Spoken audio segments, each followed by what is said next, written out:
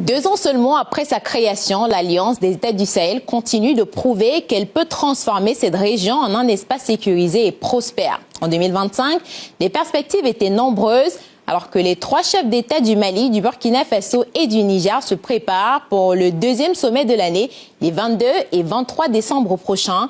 Le bilan de cette année fait déjà couler beaucoup d'encre.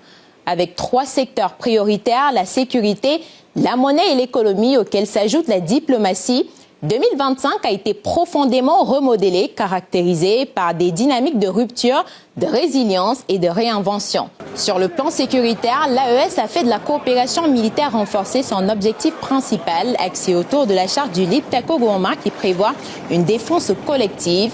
De ce fait, si l'un des pays membres est attaqué, l'agression sera considérée comme visant tous les pays de l'Alliance. Les États membres ont intensifié les opérations conjointes, mutualisé certains moyens et affirmé leur volonté de reprendre le contrôle de territoires longtemps fragilisés par l'insécurité. Une action marquée par la création d'un conseil de défense des chefs d'état-major que les autorités annonçaient déjà dès le mois de janvier dernier. Je dirais que sur le plan sécuritaire, la mise en place annoncée d'un commandement militaire unifié constitue l'avancée la plus significative. Elle traduit la volonté des États membres de dépasser la logique de coopération ponctuelle, mais aussi d'instaurer une réponse collective et de coordonner face à face une menace terroriste transfrontalière. L'année 2025 a également été marquée par des avancées dans le domaine institutionnel et politique. La transformation de l'Alliance en confédération a donné un cadre plus structuré à la coopération entre les 3 pays. Des mécanismes communs de concertation ont été mis en place, notamment la création d'un Parlement confédéral et d'une Cour pénale sahélienne. Cela témoigne d'une volonté de la part des pays de l'Alliance d'affirmer leur souveraineté et d'offrir des mécanismes de justice qui leur sont propres sans devoir dépendre des systèmes judiciaires souvent biaisés et infiodés aux pays occidentaux. Le Burkina Faso, le Mali et le Niger, membres de l'Alliance des États du Sahel, ont officiellement annoncé la création d'une Cour pénale et des droits humains du Sahel. Cette décision s'inscrit dans une volonté commune d'harmoniser les systèmes judiciaires des 3 pays et de renforcer la lutte contre l'impunité dans la région. Renseigne la note de l'AES. La réforme la plus en vue cette année a sans doute été la mise en place de la Banque confédérale d'investissement et de développement, la BCID-AES, une action qui arrive alors que les 3 pays préparent un basculement majeur du franc CFA vers leur propre monnaie.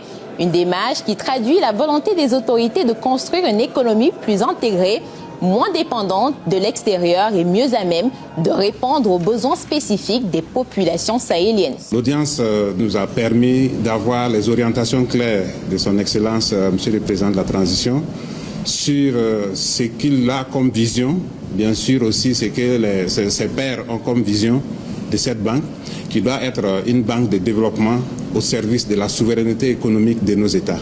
Donc les conseils et les orientations qui nous ont été données nous permettront d'accélérer donc l'opérationnalisation effective de la banque. La BCID-AES a un capital social qui est défini donc par le Conseil des gouverneurs et déjà une partie de ce capital social a été libérée par les 3 États. Nous avons prévu que le prélèvement confédéral qui va être fait donc dans les 3 États va contribuer également au financement de cette banque.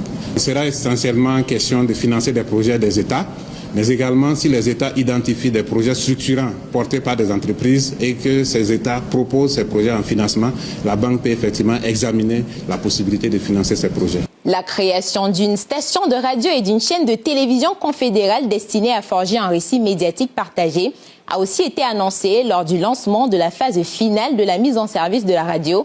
Une étape indispensable selon les autorités alors que le Mali, le Burkina Faso et le Niger continuent de souffrir de désinformation. Les autorités ont plusieurs fois dénoncé les médias occidentaux et en particulier les médias français pour avoir fait de l'apologie du terrorisme.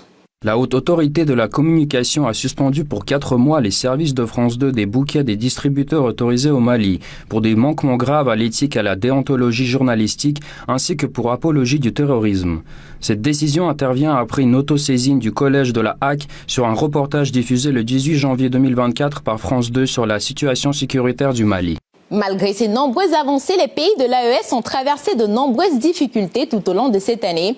L'épisode de pénurie de carburant au Mali lié au blocage des convois à destination de Bamako par les terroristes a été très marquant, mais les autorités maliennes ont pu compter sur le soutien énergétique de leurs voisins du bloc. Les tensions entre pays voisins, notamment le Bénin, la Côte d'Ivoire ou encore le Nigeria, accusés de souvent servir de base arrière pour les terroristes qui déstabilisent le Sahel, n'ont pas non plus aidé.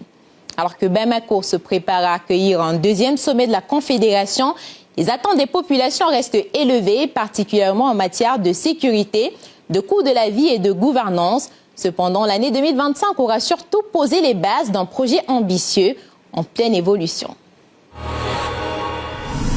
On reste en Afrique. Ces derniers jours, des informations selon lesquelles le Cameroun, membre fondateur de l'Union africaine, aurait été suspendu de l'organisation ont circulé.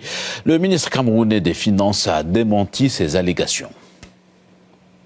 La République du Cameroun n'a jamais été suspendue de l'Union africaine et les informations relayées sur les réseaux sociaux sont inexactes, infondées et de nature à porter atteinte à l'image et à la crédibilité de l'État.